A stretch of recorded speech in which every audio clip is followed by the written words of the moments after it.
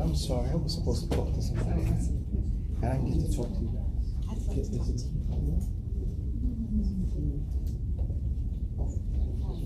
No, we did it. It's 26. Okay, you guys over here? Yeah. Not in the back. Yeah,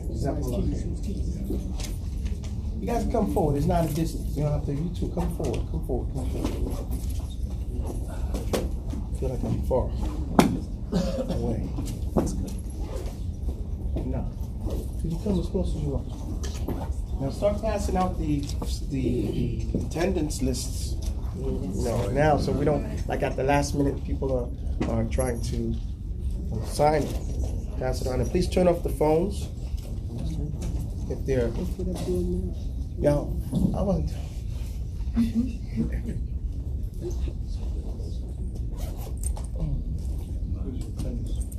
Everybody sign?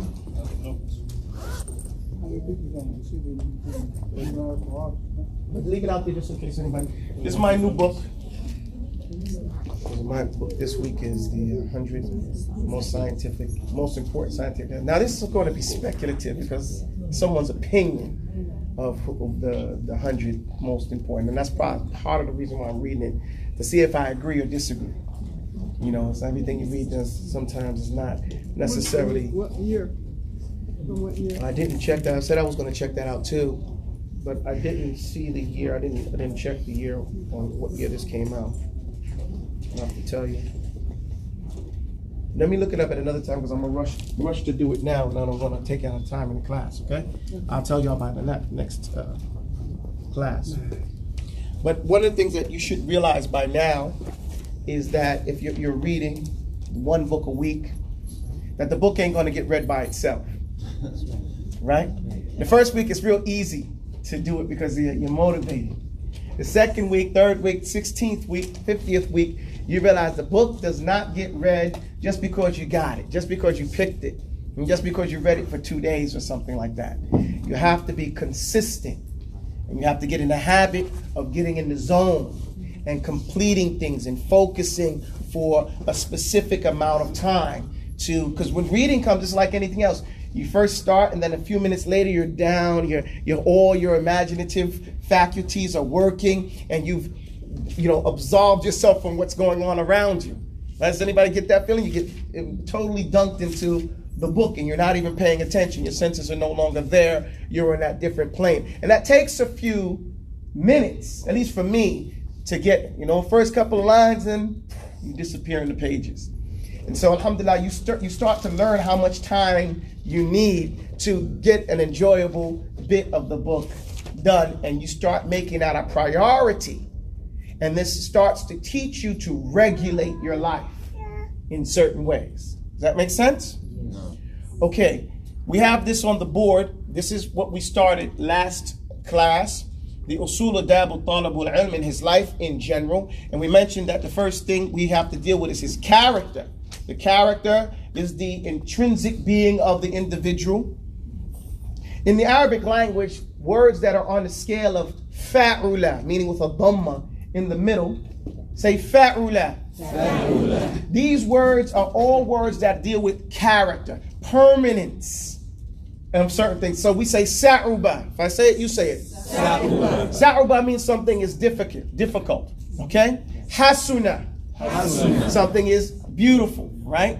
Qabuha. That's something. So you see, all these words that deal with permanence or character, these things have a dhamma on them. And they are never changing, or very rarely or difficultly they change. Does everybody follow me? Yes. So the character is vital. Developing character, there are steps. First, you have to develop good habits, right? Because habits turn into the person's behavior, right? This becomes consistent at doing, and that eventually becomes their character. And so we have to remember putting it, and this all becomes aqeedah. How does it become aqeedah? Because usually when you're raising a child to get along without the parent, you put a certain time frame that you have to work with, don't you? Like any project, You want to know how much time do I have to get this done? Now, if you have believed in the aqidah of the kuffar, which tell you, how old is your child when he's an adult? 18. And Allah tells us, when is your child an adult? 15. As soon as become pubic, usually at the latest 15. Yeah. So there's a 3-year difference, right? There's a 3-year difference. So now if you're working on whose time frame are you working on? Whose schedule are you scheduling yourself? If you say, well, it's 18, then you are thinking like a kafir. Think about that. You have now adopted the worldview, the aqidah of the kafir. And if you think that's more correct, you have a real problem. Because now you're saying that is more correct than what Allah said. Because Allah says, La yukallifu Allahu nafsan illa. But the key word is yukallif. He doesn't make someone accountable. So when is the age of accountability? That becomes vital. Because at a certain age, now we have to say this is an aqidah issue. Why? Because it also deals with the qadr of Allah. What is the qadr of Allah? To some degree, it is how Allah designed things. Okay? What Allah has ordered. At a certain age, your child becomes accountable for his own self, her own self, right? The first thing that I have to do now that I'm accountable, mukallifun accountable in every way, my actions call on? Me to blame. Me to blame. This is the first line in first grade fiqh, okay? So the first thing that I have to do now that I'm mukallifun. What does that mean? Accountable in every way. My actions call on me to blame. So we teach the beginner in fiqh about accountability. So if my child is 15 and mature, am I responsible for his actions? No. If my child is 12, do I am responsible to wake him up for salah? No. If I have to wake that child up for salah, what do I have to do? No. What did Allah's messenger say? If your child doesn't offer salah on his own by the time he's 10, you're supposed to beat him. Do you have a choice to beat him? I'm asking you a question. Yes. No. Yes and no. What's the yes and no? Well, if you haven't trained him, if you haven't done your job, all things being perfect, right. You trained him. What do you have to do? You have to give that child a spanking, or that young adult, or that almost adult. You have to give him a spanking. If you don't because you think you know better, or because you don't want to, you have disobeyed Allah. And if he minds up messed up because you didn't give him an age-appropriate spanking, you the problem. Does everybody understand? Yes. How this circle of not doing what Allah said, not having the right aqidah. Oh, I don't think that it's right to beat a child. You know better than Allah? That's what you're saying. That's what you're saying. Because there are certain things at certain times Allah says that we're supposed to do. Well, it's illegal. It is not illegal to spank your child. It is illegal to abuse your child. And we need to learn the difference. I didn't say take him and break a brick over his head, right? But be balanced. And if you do things in an age-appropriate time and let them know what the consequences are, then they will adjust to that. That's your child. The point here is, why didn't you do it and why did you do it? It's based on belief. I said all behavior is what? Belief-based, right? If you believe it, you'll do it. If you don't believe it, you won't do it. Why do you offer salah, cousin? Why do you offer salah? Because there's a reward for it. Who told you that? Do you believe that? I believe that. And that's why you offer salah. And there's a punishment for not doing it. Okay, you believe that? Okay, so then that's why you make sure that you do it. Everybody follow me? Yes. And the same thing, we go with anything that we do. An age-appropriate time and place for everything. So character is vital in establishing the proper character. What do we use as a criteria what our character should be? The Quran, first and foremost. When someone says, what's the Quran and the Sunnah? Well, when we go to the Sunnah, what do we find the character of the Prophet was? The Quran. He had a Quranic character, right? He followed what was in the Quran. Well, how would I know what's in the Quran? I can't hear you. You have to read it. You have to read it. What's the first thing Allah told us to do? Iqra. You see how it's a circle here? And that all goes back to what we believe and following what we believe. So then we have Ibadur Rahman, we have If, that poem that I'm sure you have all memorized it by now, right? I can't hear you. Have you finished at least half of it? I can't hear you. I mean, seriously, when are you going to do it? Working on the check. You're working on it, you know? If you can keep your head, too slow. If you can keep your head, I don't hear you guys, man. Everybody's looking down. No, it has to be important to you.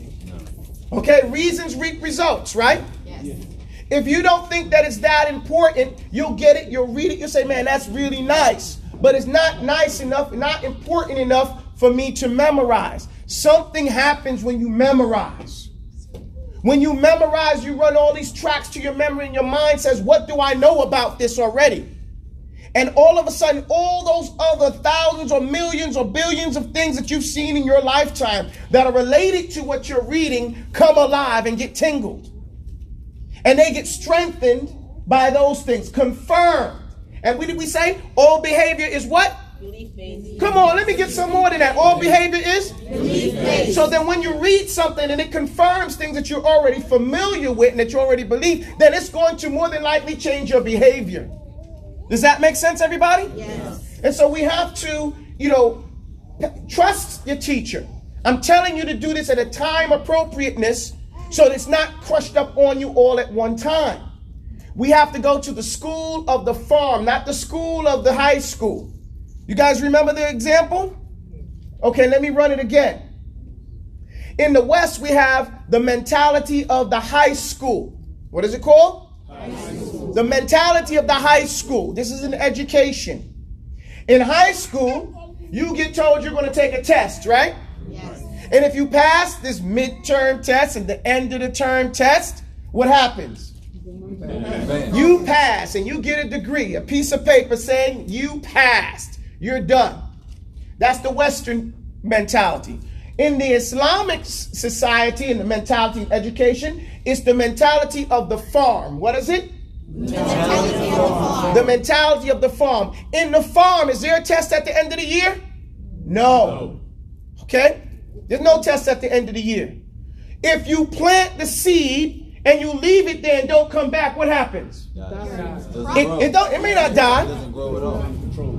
Somebody's going to eat that. Oh, wow. The rabbit might come and eat it. The birds might come and get it. What do you got to do? Got to harvest. You got to first make a nice row so they can get the rocks out of there so the roots don't get stuck on the rocks, right? You got to prepare the ground. You got to water it at least twice a week, right? You got to make sure that the scarecrow is up and there's no birds coming and eating your stuff and no rabbits and others. You got to keep on that farm every week, right? If you have goats or cows or camels, what do you have to do every day? You got to milk them and then you got to take them out so that they can eat, and then you got to bring them back safely, right? You can't just say, okay, I got them, let me put them there, I'm not going to come back. You might be able to do that with some cows, and still they have to be on your land. And you still have to make sure that they didn't drown someplace. But other animals, they need a shepherd, and you need to be on it constantly. And if you don't, then if you don't milk that cow, you don't get no milk. And if it's not going to be there, it's just going to bleed out. You got everybody follow me? Yes. And that's the school of Islam. So how do we make that into a reality with studies? Shaikh, how do we put that into study formula? Schedule. You every day trying to memorize. You review. You spend time reviewing. What they call now, the scientists call it spaced repetitions. Everybody understand that? Spaced repetitions. You read it time and time again. You review it. Remember, I said memory is not something you have, it's a process that you use. It's a muscle, not a computer. And like any other muscle, if you don't use it, you atrophy, right? You lose the strength. But if you use it, you get stronger and stronger and stronger. So through spaced repetitions, you're reading the Quran, you're reading the things that you're learning, more things, you're memorizing, you're using that memory process, it gets stronger and stronger. It becomes supportive. And then the more the lines to your memory become, the quicker your memory is able to recall, because that's what memory is for, recall. Everybody follow me? No. And there's a difference from recognition and recall. Recognition is when you hear it, you're reminded of it, you can follow it. Recall is that you get told about it, you can bring it out. You can regurgitate it yourself. Do not get confused between the two. Because you hear the Quran playing, you can recite along with it, but what happens when it stops? You stop. So then that's not recall, is it? It may lead to recall if you continue to do it. But recall is being able to do it and produce it yourself. And so this process is why we say the only easy day was what? Yesterday. And that we have to consistently focus every day and put ourselves in the zone so that we can get in the habit of producing excellence. Did everybody make their bed today? Yes. If you didn't, when you go home, that's what's going to meet you. Okay? Now, sometimes as a parent, I cheat. I tell my children, you go in there and make my bed. You know? Okay. Hey, if you ain't cheating, you ain't trying. And then if they don't do it right, then I just come and fix it up, make it a little tighter. Because, hey, you want the parents right.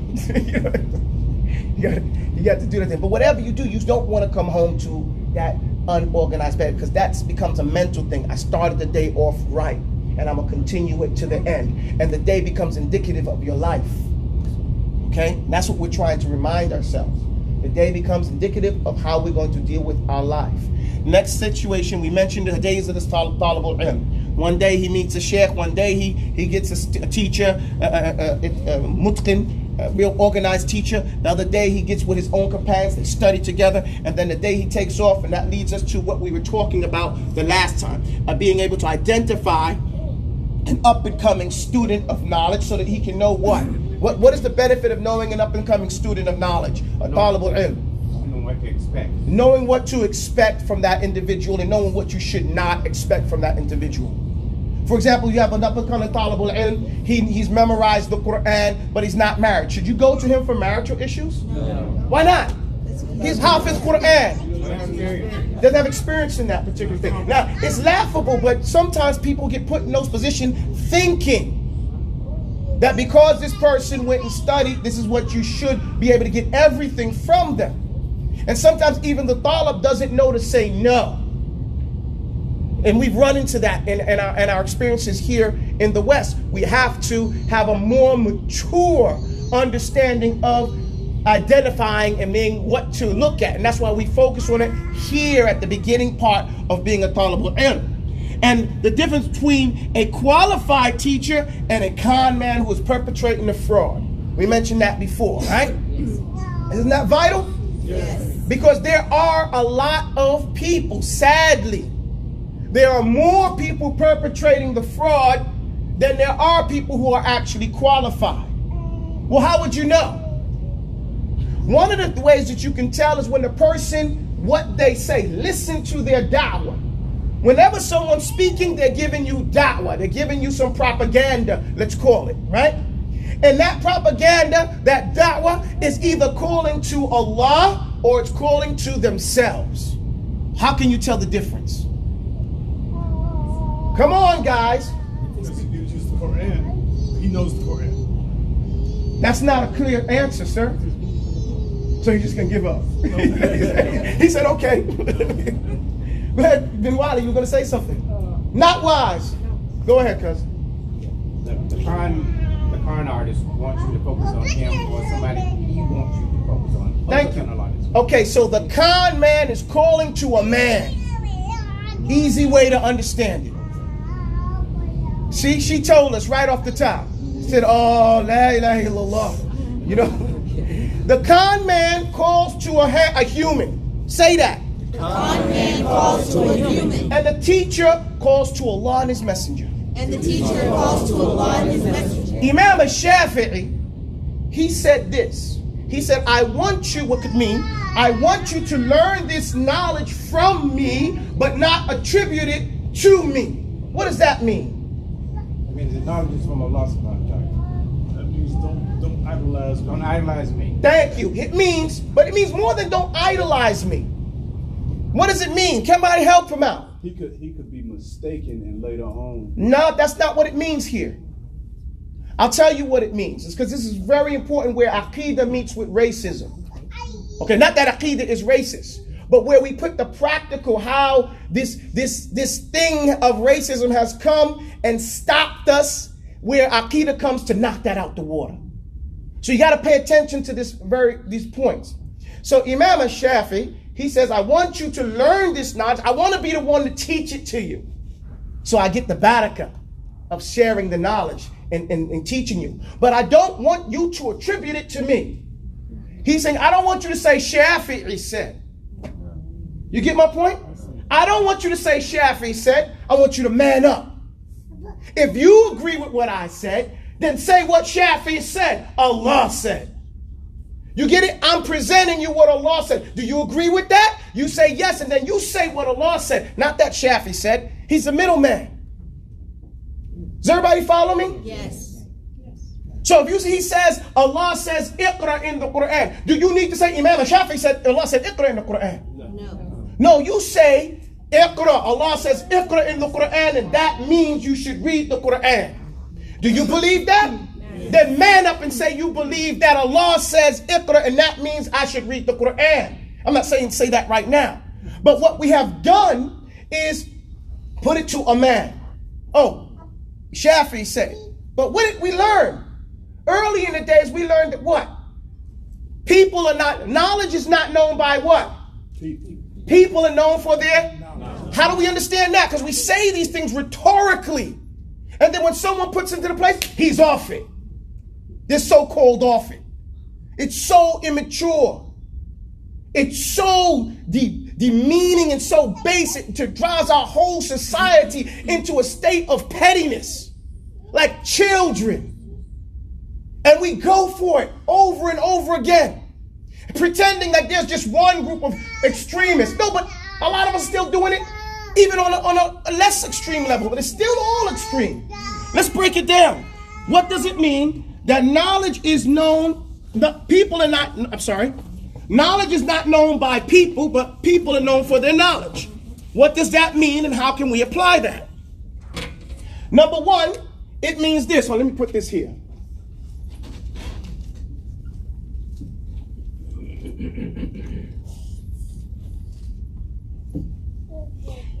What it means is this, knowledge. People. What is knowledge representative of? Information. No. In this case, Data. Just data. no. In this case, knowledge is representative of Islam. How to practice Islam. Is that fair to say? Yeah. Now, people with scholars or speakers, on Islam, right? Now, we learned this statement many years ago. Knowledge is not known by people, but people are known for their knowledge. We say this, but we don't practice this. How? Because if a person says it, then we apply it. Does that make sense? Yeah. If we attribute it to the who said that? Oh, if he said that, then I'm going to follow that. You get my point? This is the fad. I call this having a pair of Adidas. Back in the day, no, serious. I'm from Brooklyn. You had a pair of Adidas, right? And then you had a pair of Timbos. Is that what? You ain't from Brooklyn. You get my point? Now we take your Brooklyn card away from you. Here we do the same petty nonsense. We take your Islam card away from you. You ain't on the Sunnah because you ain't take from my man. You didn't take from the fad. You didn't take from this person here. Okay? So if he says it, we follow it. Is that how we're supposed to be? No. No. We said the statement, but the people are known for their Islam, for their knowledge. Meaning the only reason we amen this person is because he said something that comes directly from what are the sources of Islam? It mentioned immediately Quran and Sunnah, right? Sunnah, and Sunnah is representative of the Sahaba and their understanding as well, right? You get my point? But this takes you knowing and being familiar with the Quran, the Sunnah, and the mentality of the Sahaba. Doesn't that make a sense? Yes. So now I said where it comes to racism here, and this is we come to this big old plot, if you could follow me. Now, if I push my pair of Adidas, this person, if I push this person and say, if you don't follow him, you're not really following Islam. Are you following Islam? Or are you following him? Following him. You're following him. Is that the way is knowledge supposed to be known by the person? No. But what happens now if the criteria is he said something confirming with the Quran and the Sunnah that you recognize, and so now you appreciate this person because he reminded you or clarified something that you found in the Quran and the Sunnah. Now what that does, it makes all the people who quote from the Quran and the Sunnah beneficial to you. Otherwise, only this person is beneficial to you, or the ones in his clique. You get my point, guys? And how is this any different from what we said we was trying to avoid when we said, oh, no, I'm not la madhab. I'm not going to follow that madhab. I'm not going to be a taqleed and be eating meta, dead meat, right? I'm not going to follow that. Isn't that the same thing? What's different from someone who's following a madhab? Who's blindly following a madhab? Is this any different? No. And what is different than the guy who's saying he's following his Sufi Shaikh? Is this any different? No. But this is worse. Because they call this the hidden taqleed. That's what they call this. The hidden, because it's subtle. So when I said the other day, don't take from nobody. Don't care. Take away this aggrandization of people. Because eventually it leads to their worship. When the Prophet ﷺ, he told us that Allah said that they used to worship their Rabbaniyin, wa ahbab. They used to worship their religious leaders and their teachers and their preachers. He said, we didn't used to worship. Adi said, we didn't used to worship them. He said, you obeyed them, right? You blindly followed them, right?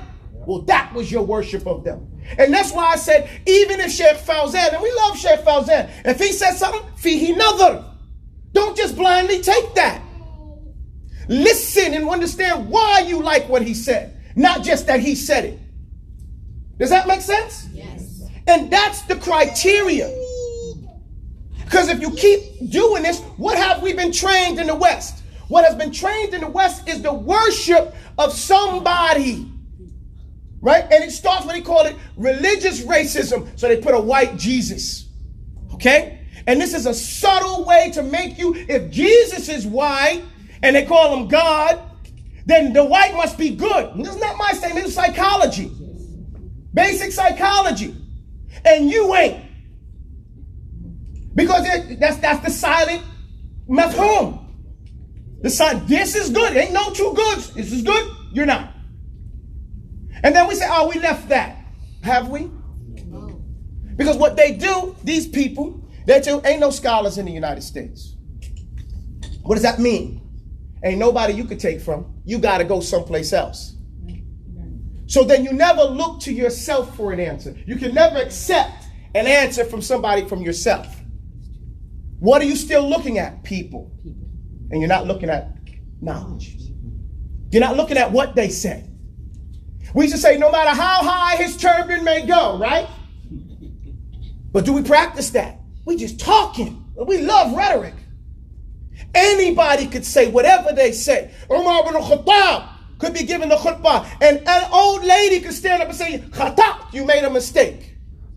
And her word is taken. And Umar said, Umar, Amir al-Mu'mineen was wrong, and the lady is correct. Now, how do we address that? I have a question. Hold on for a second, please. Because I got a d. Okay. No, I got So, it's okay. so listen. Listen, guys. What has happened with that white Jesus, we've now turned it into an Arab prophet. Or not that we're not worshiping the Prophet Muhammad sallallahu alaihi wasallam. What I mean by that is now, if he's an Arab from Saudi Arabia in particular, we have to accept what he says. And if he doesn't, then you're off the deen. This is what's being promoted. Let's call it exactly what it is. If you don't accept my Saudi scholar, you're not following the Sunnah. And I'm telling you, that's a lot of that's what that is. Right. That's what I mean. That is not Islam. Go back to the principles of the actual Salaf. They said if my statement was wrong, then throw it against the wall, meaning get rid of it.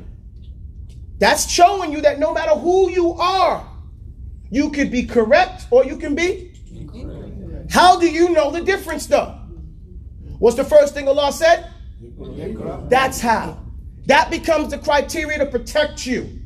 And what does Allah say in the Quran? Abu Talib, what's your proof? You trying to tell us not to take from private? Allah says in the Quran, if you have a problem, if you have something you disagree with, what do? Farudduhu what? What? Farudduhu ilallahi wa rasuli. Right? So then we take that issue back to Allah. How do you take it back to Allah? You find it in His Quran. And in the Tafseer, which is going to give you the Sunnah. Do you guys understand what I'm saying? Yes. That's what we do. If you are actually believing in Allah and in His Messenger, if not, and you put your belief in somebody else, it will never be accepted. It's always going to eventually lead you to the fire. Everything else leads you to destruction, except for holding fast to the true Sunnah. And that is why the Sahaba, you want to know what the Salaf were on? The Sahaba were on? They were on reading the Quran every single day. Most of the Sahaba finished a complete reading of the Quran within a week. And if that's impossible for you, at the very least, they would finish it within how many days? Somebody tell me. 60 days. So we know this. Which would approximate to 10 pages a day. Which if you read slow, you can do it in, after some training, 30 minutes. And you don't even have to do it. You can finish it up in a weekend or something like that. Finish it off. And if you are in this thing, we talked about spaced repetitions, right? Constantly reminded, right? And when you're constantly reminded of something, you start to remember that thing. When something comes up that opposes it, that comes to mind. You get my point? So we have the solution. But what I'm trying to say is reality. What we're claiming that we're studying, what we're claiming that we're doing in saying we're following the Salaf, in practice we are not. In practice, we are doing the exact same thing that the madhab, that the blind taqleed person is doing with following his madhab or following the Sufi Shaikh. We're just following somebody we trust better. Whether it's Shaykh Fawzan, Shaykh bin Baz, or anybody. And if you get offended, because I said, oh, he said Shaykh Fawzan, then you got a problem. Because Imam Malik said, everybody's word is what? Do you? Okay, so he says this. I'm saying what he said.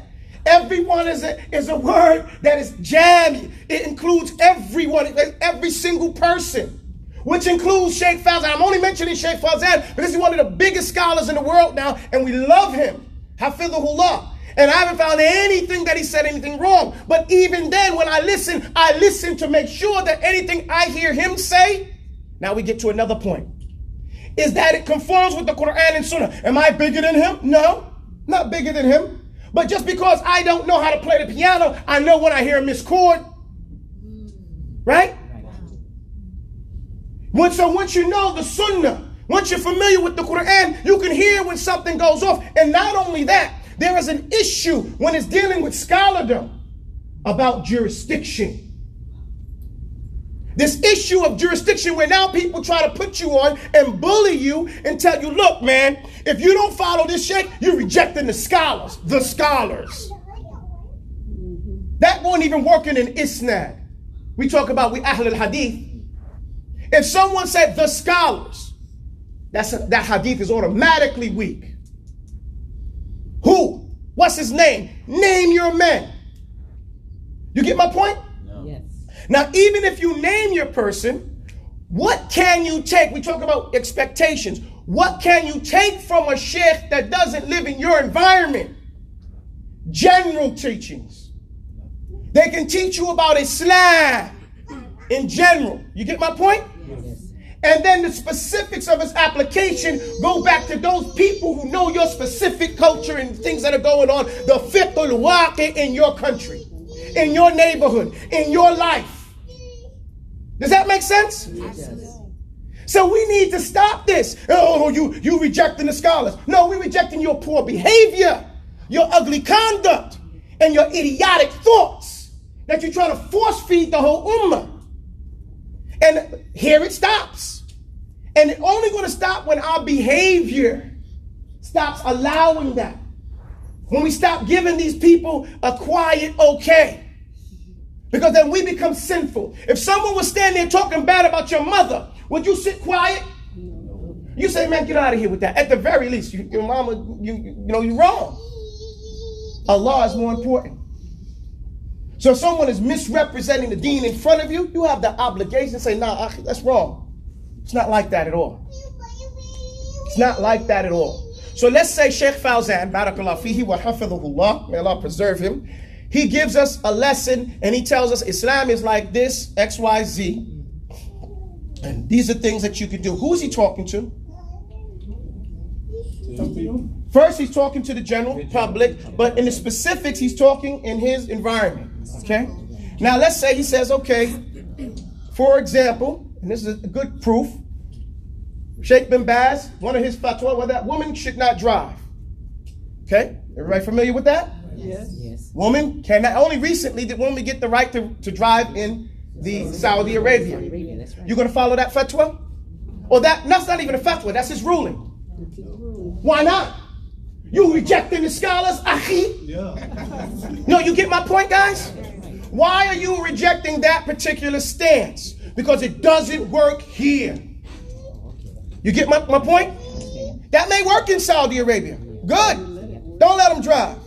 You know, and there's reasons for it. Barakallah fihim. I'm not challenging their ruling there.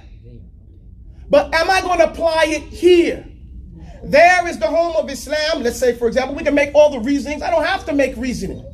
He doesn't have jurisdiction here. You get my point? Yes. So this other thing where brothers spend all their time, oh, what did Sheikh Ubaidul Jabari say? Or what did this one say about this situation in America? Who cares? He don't live here. He don't know what's going on down here. Because someone went and told him, so what? We give him the same respect to get over there. Isn't he a man over there? Is he a sheikh? Is he in the Islamic Council over there? No. Then how is he in the Islamic Council over here? If in your environment you're not even on the Islamic Council, don't come over here and tell us nothing. Does that make sense? Oh, you're rejecting the sheikhs. No. We're not rejecting any statement from anybody that speaks the truth. But we are stopping fitna in our environment. And that is the sunnah. We accept all the truth. But this fitna of now brothers spend more time talking about what this sheikh said about this guy on this situation here than they do about the real issues in our community, about how to get our families to be Muslim, how to stop the woman from getting flipped around the community, and brothers marrying ladies and divorcing them and doing all this other nonsense. Brothers not having jobs, not hating on each other. Where's that coming from? Because we busy saying, yo, I'm on this side, I'm on this side, I ain't taking this from you. That ain't got nothing to do with our Islam. That got to do with nigger nonsense. That's all it is. And we have to be real about that. How do you address it? You walk away. How do you address it? The same way your husband would address it if someone came knocking on the door trying to sell him a TV. But in my situation is this. No, everybody's situation is the same. You tell them, go away. Okay. Go away. The Prophet ﷺ, he told us, Ilzim Baitik, stay in your home. Miss that. You know, you don't have to mix with these people. Bin Baz said everything that said you don't got to respond to. You don't got to respond to everything everybody says. Somebody's going to say Abu Talib was off it, some this and that. You think I'm going to respond to them? No, I don't care. Okay. I don't care what they think, because Allah tells us, وَاتَّقُوا اللَّهَ مَسْتَطَعْتُمْ أَنْتُمْ. You know, you feel Allah as much as you can. Once I thought about it and I felt what I need to say to my people, then I do that. Whether someone else likes it or agrees, I don't care. Because that's from their perspective. I have to teach from my perspective. As a child of this country, having traveled around the whole country and led Taubah in New York, California, Missouri, and Florida. So I've been accepted as a scholar in this country and dealt with the people in most of the different states. So I know this country and I know my people. And I didn't start talking till I had ijazah. You get, not tazkiyah. You get my point? And so what my statements are for our people to understand as a young talibul ilm what he should focus on.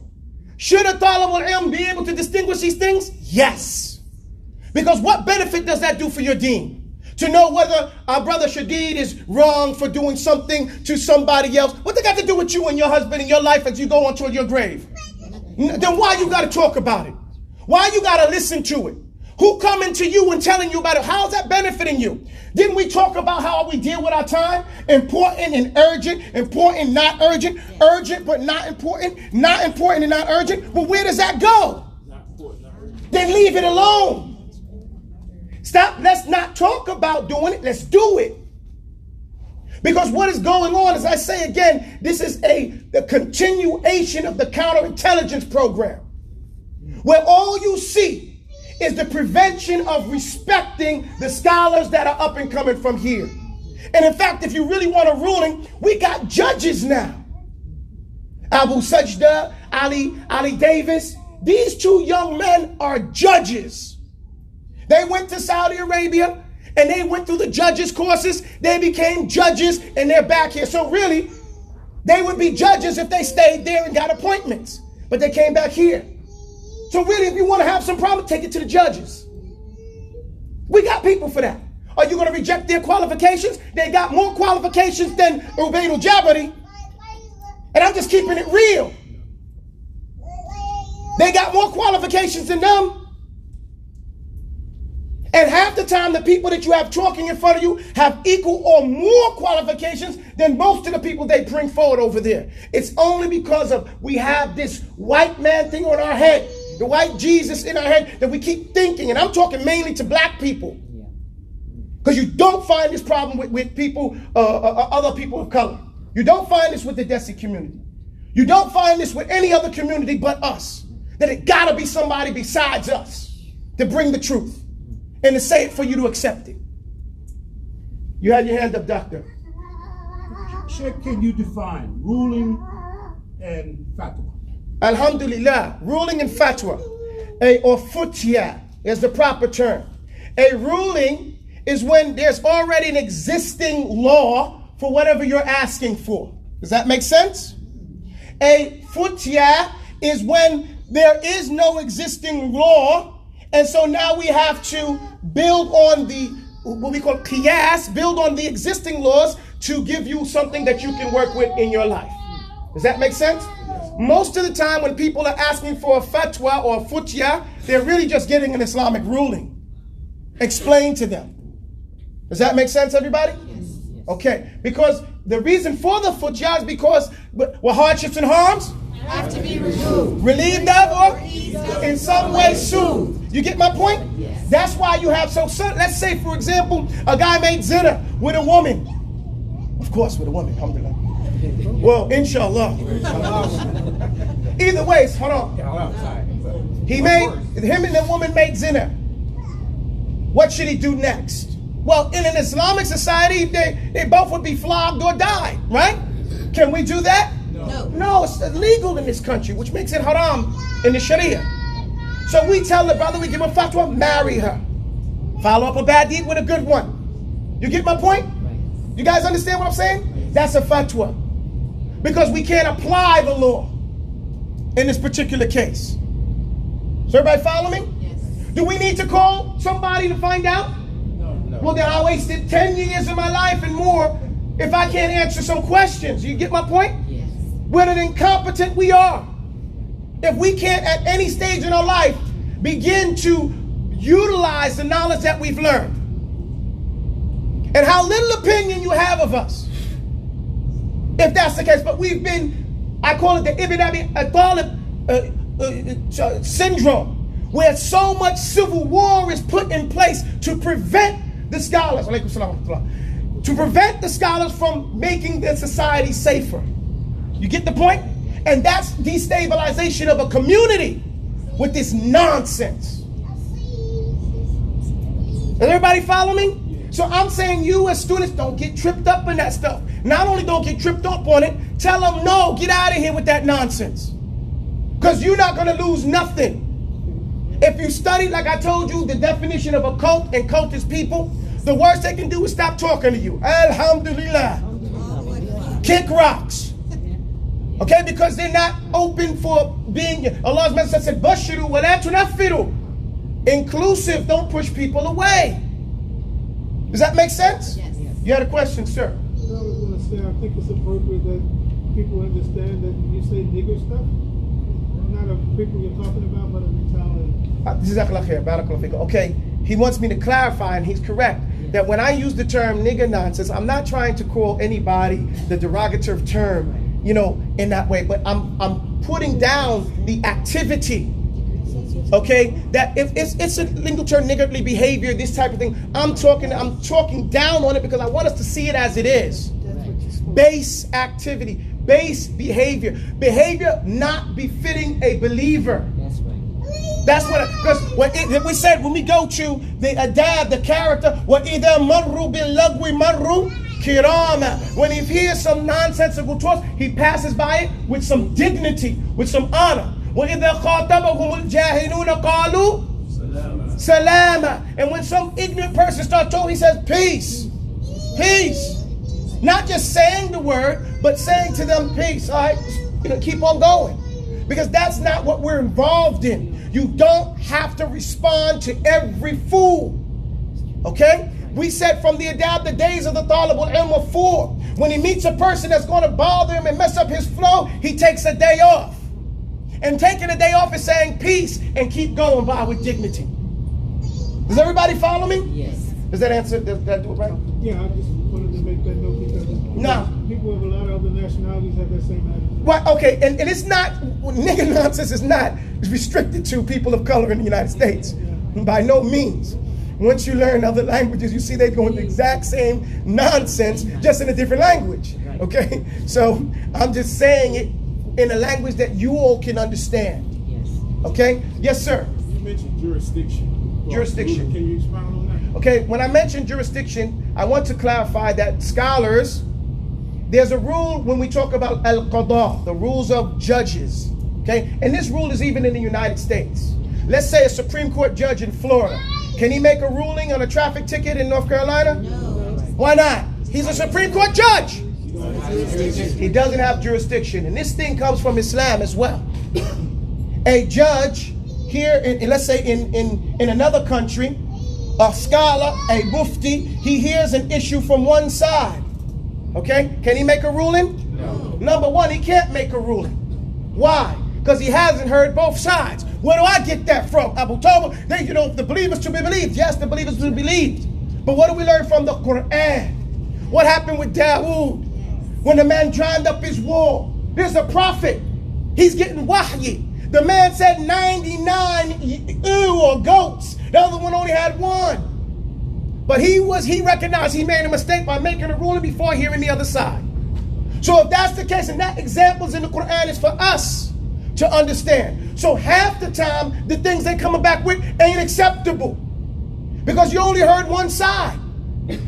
Even in the court of law, they don't accept that. When in the United States court of law, which is really not set up for the justice, but to play with the law. But they won't even allow that. Does that make sense? That's what I'm talking about from one angle. From another angle, we're talking about scholars are great, and we take in general everything they say. But if they speak about a specific issue that is particular to their land, okay, or in the rules of Qada, a scholar is not able to make a ruling about a place. He doesn't know the laws of those places. He doesn't know the waqi' in that place, how the culture is and everything, how that would play out. He's not allowed to do that. Does that make sense? As we say, Ahlul Makkah adra bi ash'abihim. People of a particular city are well known to their herbs and the things that they can eat and not eat. You feel me? So likewise, you saying something over here, we are over here are not obliged to follow it with the detail that has been promoted. And that's what I'm just saying. I'm not saying reject everything that comes from a scholar. No, not at all. In general, we accept everything. In general. When it comes to specifics, then you have to go to those people who know you specifically. Okay? Who can, and we see this game going on here with marriage. You'll see an African-American man and woman run off to an immigrant masjid where nobody knows him and have a marriage. They'll eeny, miny, mo, pick a wali, here we go. You know? And now the girl got a wali, and she had a father and a whole history, but you know, that wouldn't have went on if they came to a masjid that was filled with people of American background, because we know her background. You get it? We can find out. That's the game. You know what I'm saying? Jurisdiction. You're making a statement and you don't even, when they say you drink, you don't even know the Kool-Aid or whatever they say, how would they say it nowadays? I don't know. You don't know the flavor. See, thank you. I don't even know the flavor. You know? But you get the point. You got to know the situation. Don't wait for me. Faddal. I'll stop when you start reciting. Faddal. Does everybody follow me? Yes. Okay, now I am no ways rejecting Sheikh Fawzan or any sheikh. What I am saying is take everything with a grain of salt. Take everything that you hear and throw it against the Quran and the Sunnah. Don't accept the speech because of who said it. Accept the speech because what was said. Okay? And make sure that what was said agrees with the Quran and Sunnah and is applicable in your situation. And if you agree with it according to the Quran and Sunnah, but it's not applicable in your situation, then don't do it. Don't apply it. And I am saying stop talking to these people who come with nonsense. Because Allah says in the Quran, وَإِذَا خَافْتَكُمُ الْجَاهِلُونَ قَالُوا سَلَامًا.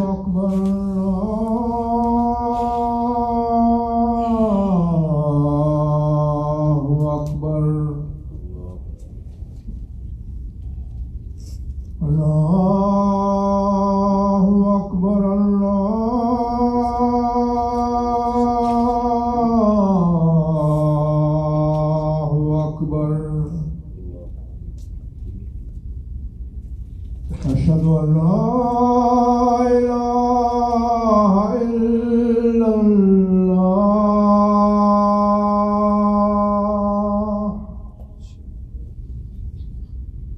أشهد أن لا إله إلا الله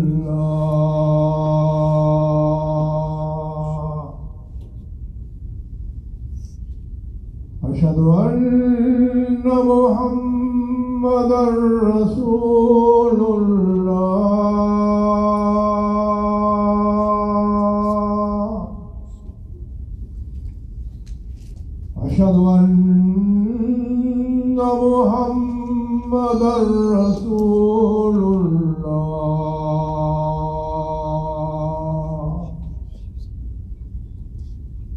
حي على الصلاة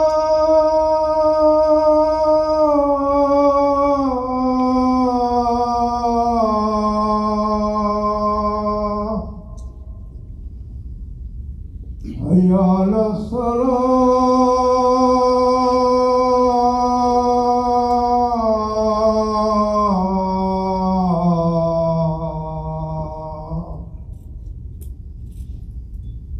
حي على الفلاح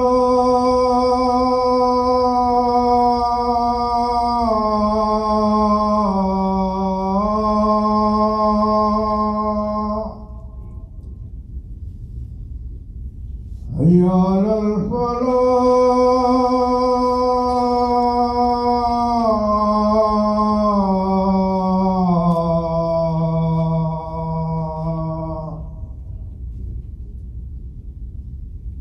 الله أكبر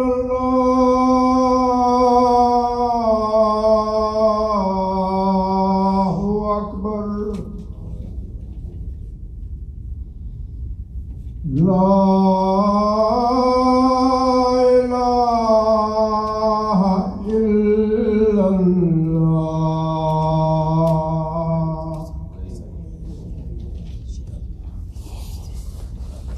Alhamdulillah.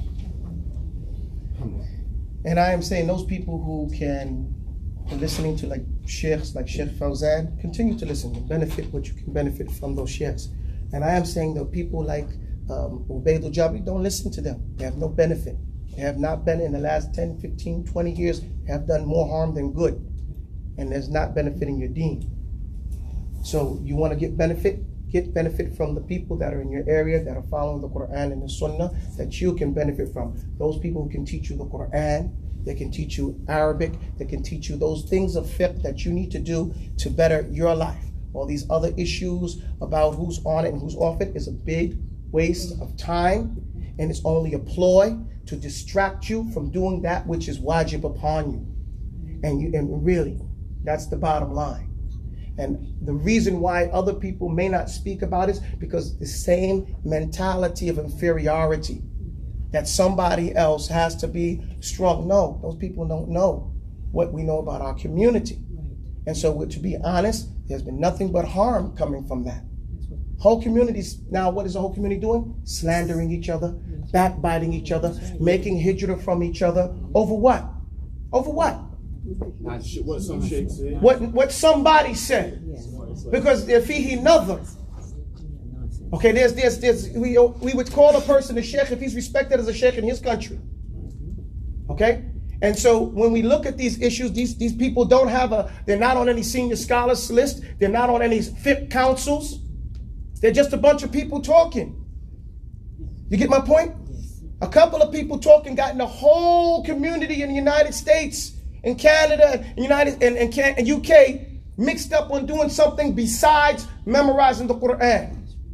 Reading a rud or rejection of why this person is stupid and using stuff like that. No, man, Allah didn't tell us to do none of this. Yet these same followers can't recite Quran properly.